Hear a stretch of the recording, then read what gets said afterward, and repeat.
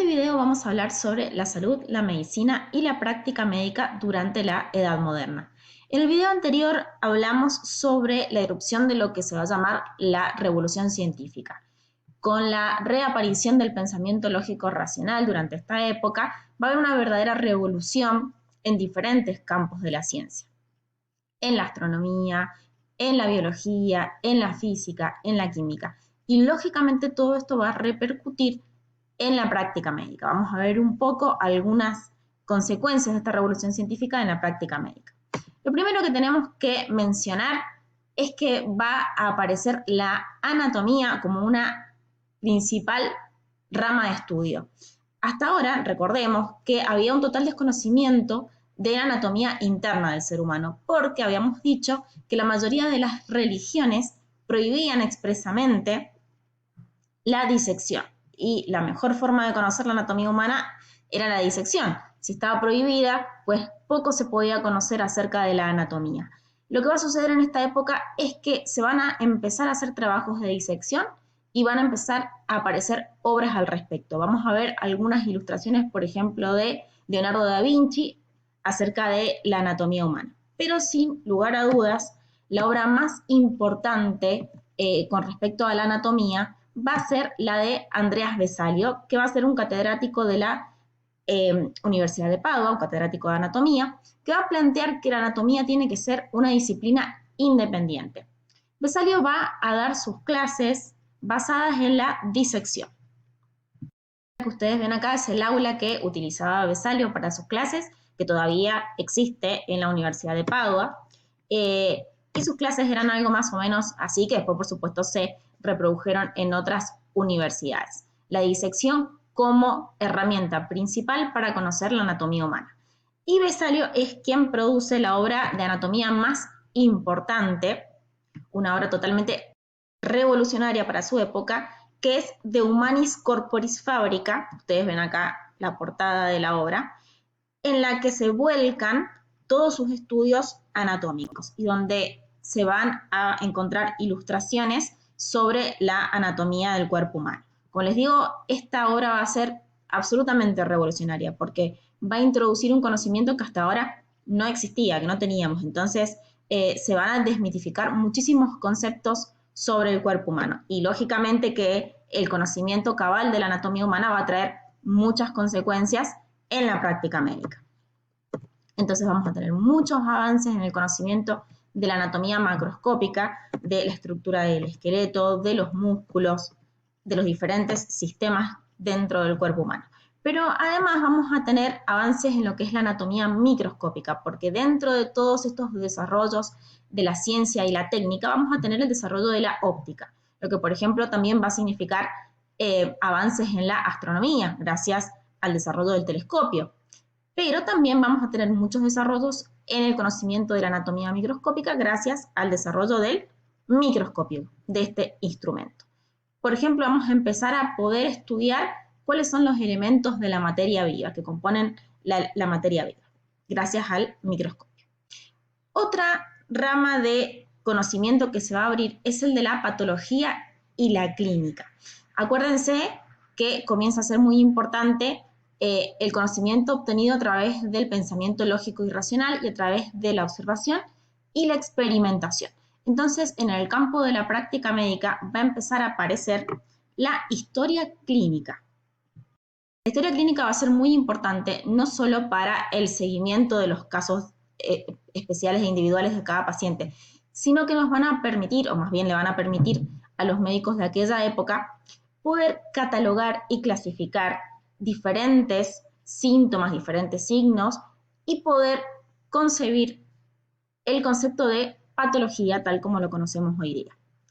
En esta época hay mucho interés en clasificar, en catalogar, en describir, y eso, por ejemplo, lo vamos a ver en la biología, porque es ahora donde se hace toda la clasificación de los seres vivos que seguramente ustedes en algún momento han estudiado. Bueno, ese mismo afán de clasificar, de catalogar, de describir, se va a dar también en el campo de la práctica médica, y entonces se empieza a estudiar la patología, la clasificación de las enfermedades, la recopilación de los datos de síntomas, de diferentes signos, para poder clasificar y definir cada enfermedad. Es acá donde aparece el concepto que hoy en día tenemos de enfermedad. ¿Sí? Hemos venido viendo todas estas clases, los diferentes conceptos que se tenían de enfermedad en diferentes momentos de la historia. Bueno, la enfermedad tal y como la conocemos nosotros como un proceso originado por las mismas causas, con un cuadro clínico y evolutivo similar y con un tratamiento específico, esa definición de enfermedad empieza a aparecer en esta época. También se van a empezar a desarrollar técnicas, métodos o instrumentos que van a permitir estudiar al paciente y obtener algunos signos para poder diagnosticar mejor las enfermedades, como va a ser el caso del termómetro, de los análisis de tipo químico para estudiar la presencia de azúcar en la orina o el ácido úrico. Se va a desarrollar la técnica de la percusión en el tórax de los pacientes. Todo esto, la consulta médica se empieza a parecer un poco más a la que conocemos hoy en día. Es muy importante destacar la figura de Paracelso. Paracelso era un profesor de la Universidad de Basilea que también se dedicaba a lo que se llamaba la alquimia, que era una protoquímica de ese momento, que estudiaba diferentes compuestos químicos, minerales, etc. La figura de Paracelso no fue importante solamente por tratar de aplicar estos conocimientos de esa temprana química en la práctica médica, sino que también fue una figura muy importante porque cuestionó esas obras que se consideraban de autoridad, como las de Galeno, como las de Avicena, como las de Hipócrates, etcétera. Que se acuerdan que dijimos que durante la Edad Media estos fragmentos de conocimiento que habían sobrevivido no se habían cuestionado y que por eso también había subsistido durante tanto tiempo la teoría humoral. Fíjense, acá en la plaquita les pongo algo que decía Paracelso.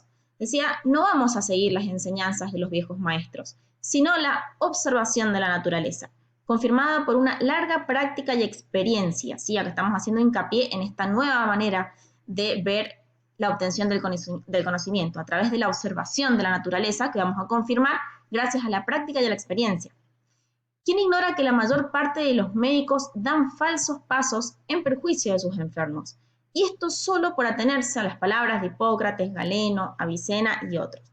Lo que el médico necesita es el conocimiento de la naturaleza y de sus secretos. ¿Sí? Acá lo que está haciendo es cuestionar esas figuras de autoridad y decir que el conocimiento médico debe basarse en la experimentación y en la observación. Esto le trajo muchísimos enemigos. Lo echaron de la Universidad de Basilea después de que un día se le ocurrió salir y quemar un montón de libros de Aristóteles y de Galeno y Hipócrates. Pero fue muy importante que alguien empezara a cuestionar todo ese conocimiento médico que, por supuesto, ahora sabemos que era erróneo. Luego de todos los avances en el campo de la anatomía, de la macroanatomía, de la microanatomía, vamos a tener muchos conocimientos también nuevos dentro de lo que es la fisiología moderna, porque se va a poder estudiar las funciones orgánicas tomando como base la observación y la experimentación. Dentro de esta temática vamos a tener grandes desarrollos en el descubrimiento de la circulación de la sangre por William Harvey, que se hizo a través de la experimentación de la disección y de esta manera se descubrió cómo funcionaba verdaderamente el sistema circulatorio. Acuérdense que hasta ahora la idea era la de la teoría humoral. ¿Sí? A partir del descubrimiento de William Harvey se va a conocer cabalmente cómo funcionaba el sistema circulatorio. Dentro de la farmacoterapia vamos a tener dos aportes de dos ramas de estudio científicas distintas.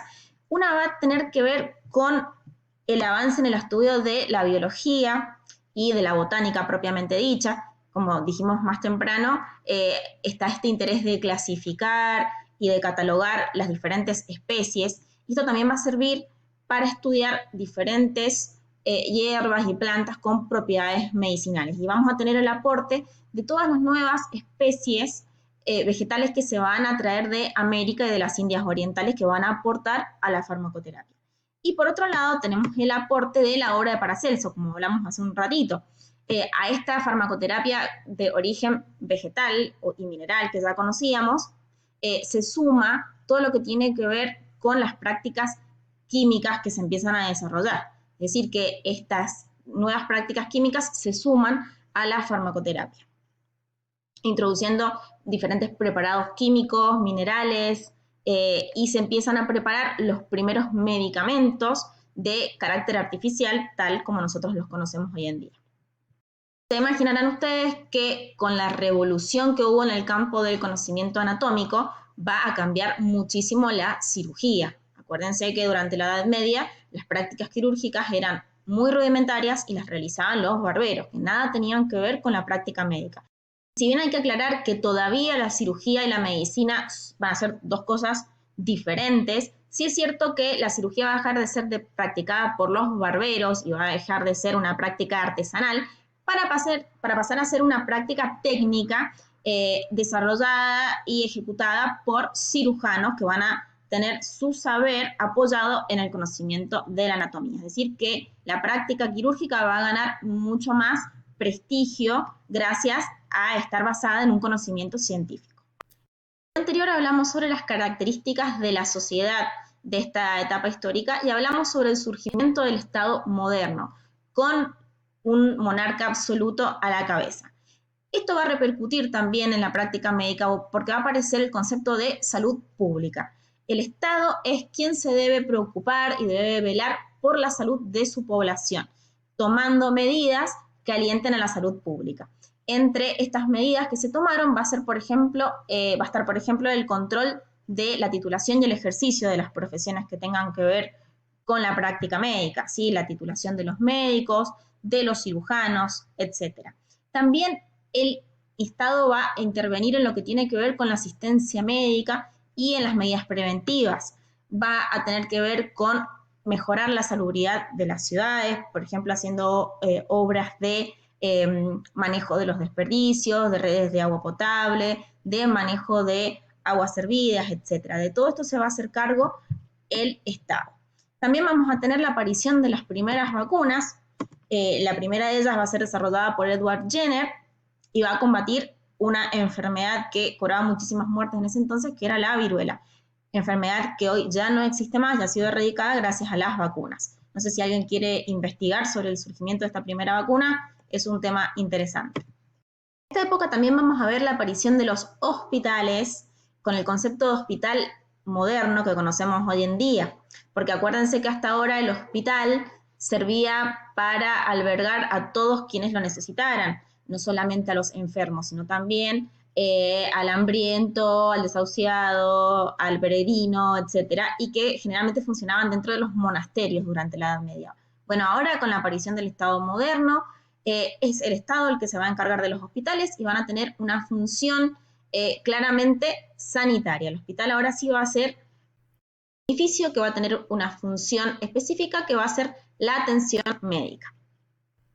Ha sido un resumen muy, muy breve de algunos de los muchos avances que existieron en esta época. Verdaderamente hubo una revolución, no solamente científica, sino médica. Una revolución que trajo muchísimos cambios en lo que se concebía como salud, en lo que se concebía como enfermedad, y como han visto, muchísimos cambios en lo que es la práctica médica.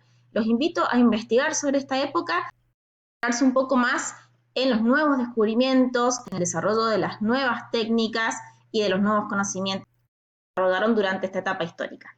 Nos vemos la semana que viene. Chau, chau.